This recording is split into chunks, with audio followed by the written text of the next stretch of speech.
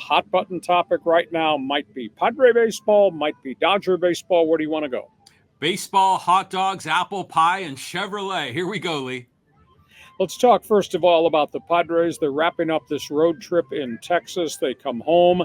They have a chance to put a streak together. You know, they have won 10 of their last 13, John, but they've not made up a lot of ground on the Dodgers. As they got set for fireworks on July 4th, they were still 7.5 back.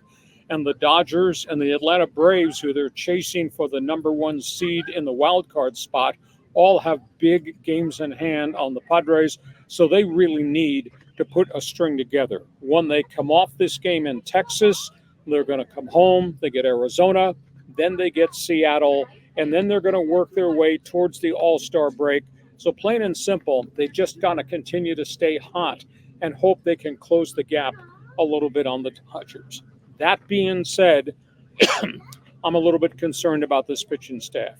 Would the real Dylan Cease stand up? Is this the right-handed version of Blake Snell? This is kind of stunning, John, what has happened to him. Dylan Cease had a 2.19 ERA in his first 8 starts with the Padres after the trade from the White Sox. Since that point in time, a 6.52 ERA, plagued by home runs, plagued by walks, plagued by the inability to get out of the 4th inning. So that's an issue right now. Can he right himself? The second issue is because they've run out of pitching, they keep sending Adam Mazur out there, the rookie from El Paso, and he struggles. He has good innings, but he doesn't survive. He's got an earned run average right now of 7.52. So I think the burning question, because we have a great unknown, we don't know when Darvish is going to be back and whether Darvish with the elbow is going to be the Darvish we knew. And we're still at least a month away, and that includes continued bullpen sessions, and that continues to also involve possible, run-ups and rehab starts. How Joe Musgrove's elbow is going to react. I mean, he's been off, and he's going to be off probably another month. And then obviously we're waiting to see where Fernando Tatis is. Good piece of news. Xander Bogaerts tonight beginning a rehab assignment in El Paso, coming off the fractured shoulder. David Peralta, 2-run home run, waiting for him to find his swing. If this can cut him loose and he becomes a contributor, that's going to help this Padre team right now. Hey, how about the cool news?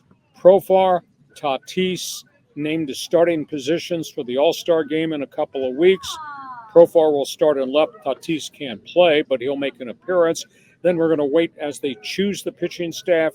Robert Suarez will get chosen.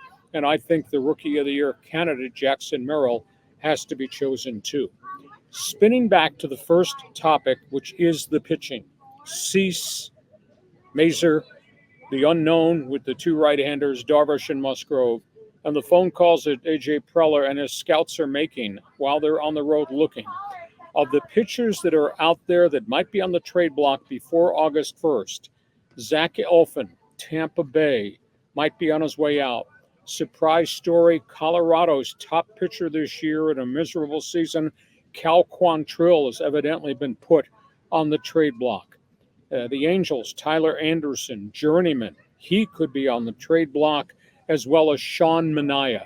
The issue is 3 of the 4 that I just mentioned are ex-Padres, and I don't think you're going to get them dirt cheap. So the question is, do you pursue Zach Eflin, who Preller traded a long time ago? Do you pursue Quantrill, who's really evolved into a rock-steady, very steady starting right-hander? Do you take a rental on Sean Manaea? And at what price do you pay to make those deals go through? So, John, I posted a lot of things on the Padre bulletin board. It's your turn back in San Diego. Give me an opinion or 2 or 3. Well, last I checked, the Padres are up 2-0. It's the Jerks and Profar game. He's scored 2 runs, hit a laser beam homer, and threw a guy out at home plate. So he's earning that all-star bid. You know, it's interesting that you brought up Cal Quantrill, because remember AJ, I think, picked him like number 7 overall, even though he was coming off of, what was it, Tommy John or shoulder surgery or something, but they had all this confidence. Yeah, at Stanford. So, you know, he ended up going to Cleveland. He did all right. I'm surprised he hasn't stuck in Cleveland. That might not be a bad guy to pick up. But to your point, I don't know if we can count on Musgrove. I don't even know what's going on with Darvish. Mazur went 4 innings, gave up 4 runs, and they still kind of won. So, yeah, they're kind of piecing it together like MacGyver with duct tape and baling wire. I guess the burning question, though, can you trust this rotation if there is no Darvish and if there is no healthy Musgrove? Do you believe the second half of the season you can live with this rotation and then qualify for a wild card spot? And do you trust this rotation to be able to win a couple of wild card games so you can go to the second round? It's a big, big issue. And then what complicates it, obviously, is ownership's public stance. You're not trading any more hot prospects. And by the way, we can't really take on very much more salary, although some of these guys I don't think are knocking down significant amounts of money. So that's where we are with the Padres. Let's go.